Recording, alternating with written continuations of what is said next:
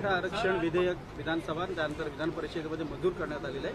10% आरक्षण दिलेले आहे मराठा समाजाला, आपली काय प्रतिक्रिया?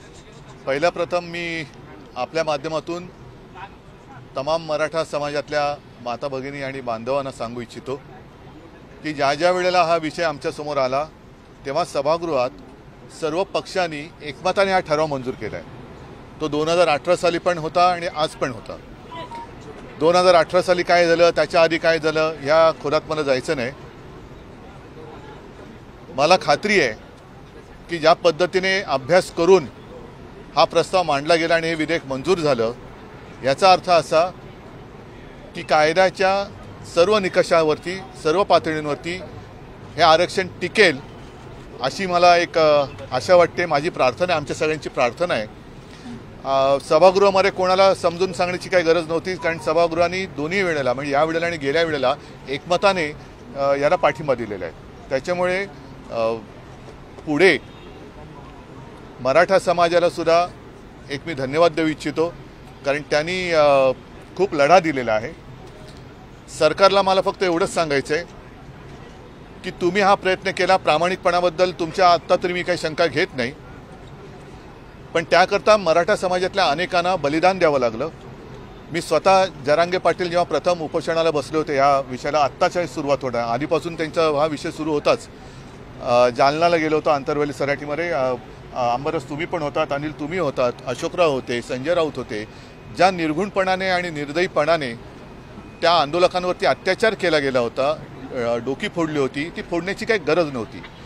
हा विषय पहिल्यापासून शांततेने सोडवता आला असता।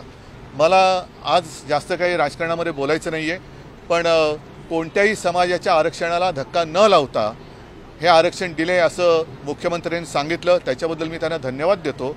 आणि एकच प्रार्थना करतो की पूर्वीचे सगळे अनुभव लक्षात घेऊन हे आरक्षण परत सांगतो कायद्याच्या सर्व निकषांना आणि पातळींवरती टिकून राहील आणि टिकणारं आरक्षण हे मराठा समाजाला मिळेल अशी एक आशा बाळगतो।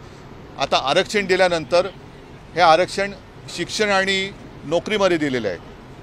शिक्षणाचं ते आता शैक्षणिक वर्ष सुरू होईल तेव्हा आपल्याला सगळ्यांना कळेलच तातडीने आता किती जणांना मराठा समाजातील बांधवांना आणि भगिनींना नोकऱ्या कुठे मिळणार आहेत हे सुद्धा सरकारने जाहीर केलं तर सोन्याहून पिवळं होईल।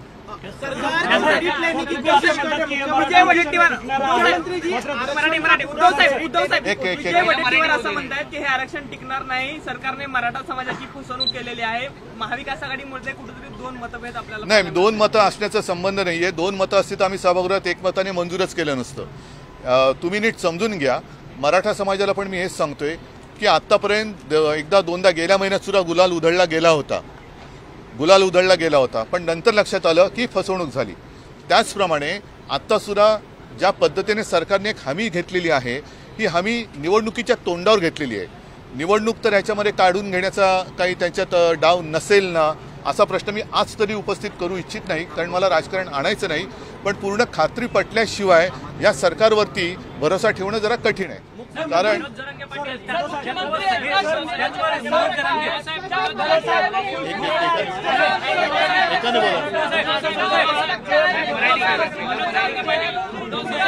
अरे एक मिनिट, आम्ही एकमताने जर का मंजूर केलं तर तुम्ही एकाने कोणतरी विचारा ना।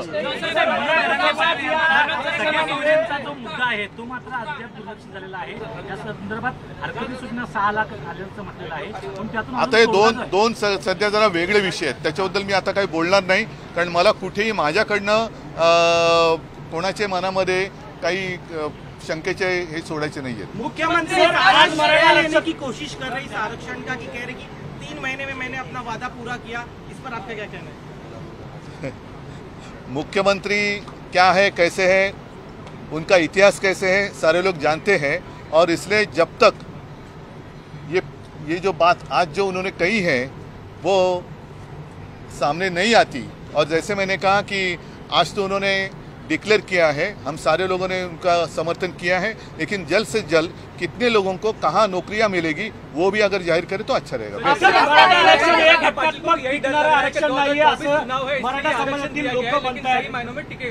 मराठा आरक्षण जरांगे पाटील यांनी ही आशंका जताई आहे टिकेगा नहीं, चुनाव के लिए सिर्फ किया गया नहीं असं। अरे एक मिनट, इसका मतलब ये है कि जनता का विश्वास भरोसा इस मुख्यमंत्री जी के ऊपर नहीं है, और जो वो कह रहे हैं कि जो वादा मैंने किया था मतलब उन्होंने वो निभाया, वो उनके लिए ठीक है, लेकिन जनता मानने के लिए तैयार नहीं, तो फिर मैं क्या कह सकता हूँ। सर फुल प्रूफ है आरक्षण आपको लगता है? जिन जिन मुद्दों को रखा है आयोग ने, खासकर 10% की बात करते हैं, वो कह रहे हैं कि सामाजिक रूप से पिछड़ा है मराठा समाज। फुल प्रूफ होना चाहिए, यही मेरी कामना है, मेरी इच्छा है, और इसलिए कुछ दिन रुकने के लिए इंतजार करना पड़ेगा, कुछ दिन इंतजार करना पड़ेगा।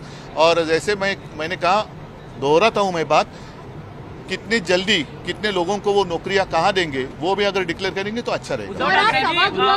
मनोज जरांगे पाटील जे आहेत एक मिनिट थांबा. सर, आज ज्या वेळेला मुख्यमंत्री यांनी विधेयक मांडलं सभागृहामध्ये, त्यानंतर त्यांच्याच मंत्रिमंडळातले एक मंत्री छगन भुजबळ यांनी त्याला संमती दिली, मात्र त्यांना पुढे बोलायचं होतं, त्यांना बोलण्याची संधी दिली, त्यांच्या जीवाला धोका असं ते म्हणत होते, सगळे तुडून निघून गेले। कुठेतरी त्यांच्याच मंत्रिमंडळामध्ये ही नाराजी त्यांना एकटा पाडण्याचा प्रयत्न केला जातोय। नाही, आता त्यांच्या अंतर्गत गोष्टीमध्ये मी काही जाऊ इच्छित नाही, मात्र परत एकदा सांगतो की छगन भुजबळ असो आणि आम्ही सुद्धा सगळेजण इतर सगळ्यांचंच असं म्हणणं होतं की दुसऱ्याच्या कोणाच्याही न्याय हक्काला धक्का न लावता मराठा समाजाला न्याय हक्क मिळून दिला पाहिजे, आणि तसा तो त्यांनी आज द्यायचा एक प्रयत्न केला आहे आणि त्याची खात्री घेतली।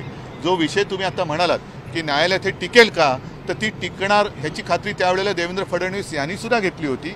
आता एक मुद्दा तुम्हाला खास करून सांगायला पाहिजे की तेव्हा मी मुख्यमंत्री नव्हतो, देवेंद्रजी फडणवीस मुख्यमंत्री होते, त्याही वेळेला शिवसेनेनी आणि संपूर्ण सभागृहाने, काँग्रेस आणि राष्ट्रवादी आमच्यासोबत नव्हते, पण एकमताने ठराव मंजूर केला होता। हायकोर्टामध्ये ते आरक्षण टिकलं। तीच टीम, तेच वकील, जे तज्ज्ञ आज सुद्धा आहेत, ज्या तज्ज्ञांचा उल्लेख त्यांनी आज केला, हेच तज्ज्ञ त्याही वेळेला त्या टीममध्ये होते, आणि हायकोर्टामध्ये जी भूमिका मांडली गेली तेच मुद्दे सुप्रीम कोर्टात सुद्धा मांडले, परंतु दुर्दैवाने सुप्रीम कोर्टाने ते फेटाळले होते। आता त्याच्यानंतर माननीय निवृत्त न्यायमूर्ती भोसलेजींच्या, दिलीप भोसलेजींच्या अध्यक्षतेखाली आमच्या सरकारने एक समिती नेमली होती, त्यांनी माझ्या हातामध्ये तो अहवाल दिला, पण यांनी आता गद्दारी करून तेव्हा ते सरकार आमचं पाडलं। आता त्यांचं म्हणणं असे की त्यांनी दिलेल्या शिफारशीनुसार आम्ही हे केलेलं आहे, आता त्या शिफारशीनुसार केलेलं असेल, करेक्शन त्याच्यात केलेलं असेल तर हे आरक्षण टिकेल म्हणण्याचे टिकावं हीच माझी प्रार्थना आहे। एक प्रश्न असा आहे की राजकारणात टायमिंग महत्त्वाचा असतो, लोकसभा टायमिंग नाही, ऐका, टायमिंगच्या बरोबरीने प्रवृत्ती सुद्धा महत्त्वाची असते, वृत्ती सुद्धा महत्त्वाची असते, आणि